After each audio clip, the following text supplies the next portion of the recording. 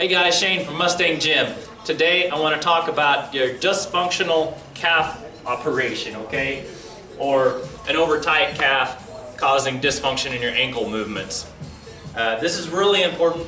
I see this a lot in young men as their bones are growing really fast, their muscles are keeping up in that length, and then just people that have been kind of sedentary, you sit around a lot, or if you do not get your foot in this dorsiflexion position, then it tends not to want to go there. And so there's kind of two problems there. The calf gets tight, and there's plenty of videos on how to stretch your calves. I show my clients here in person all the time. But I just want to go over a few things that I don't see covered a lot online. Whenever you squat, your knee has to move forward out here over your toe. In order for that to happen, your calf has to lengthen.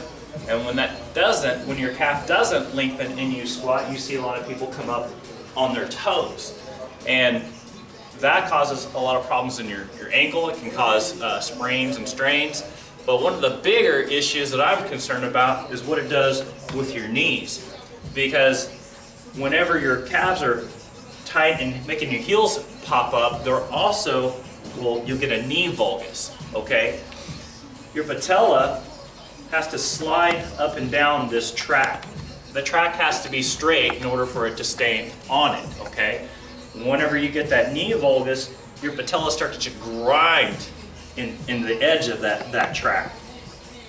And your tendons and ligaments then are getting overstretched on one side to the point of tearing and getting pinched on the opposite side, okay? So it's super important that you get good function of that calf in. You really need to make sure you have the range of motion. Another thing you can do is reverse calf raise. So once you get the calf stretched, then you need to strengthen the opposite muscle. That's going to be this anterior tibialis. Kind of runs at an angle from the outside of the knee to the inside of the ankle, and it helps maintain that arch in your foot. So you can do reverse calf raises, kind of push against your toe, or you can place a weight on your toe and doing the opposite of a calf raise, okay? You kind of feel that muscle there, and you can get it to activate a little more even if you'll palpate it like that, okay? Now, if you are experiencing, you'll see some people where they tend to almost looks like they're walking on their ankle or the inside of their foot. Then you need to strengthen the lateral aspect of the calf. Probably the medial aspect, the inside here, is overactive, but maybe the outside is underactive. This is something I don't see a lot, and so I want to share it with you here.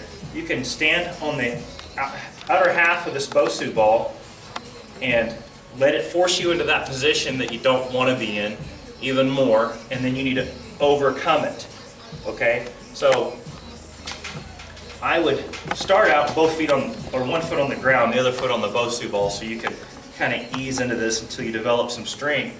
Once you develop some strength, you can post off of something and then put more pressure on it. And that's really, you're going to feel that in the muscles in your feet. It'll help bring that arch back. It'll help with that lateral aspect of your calf. Get your knees and ankles tracking in the way they should, all right?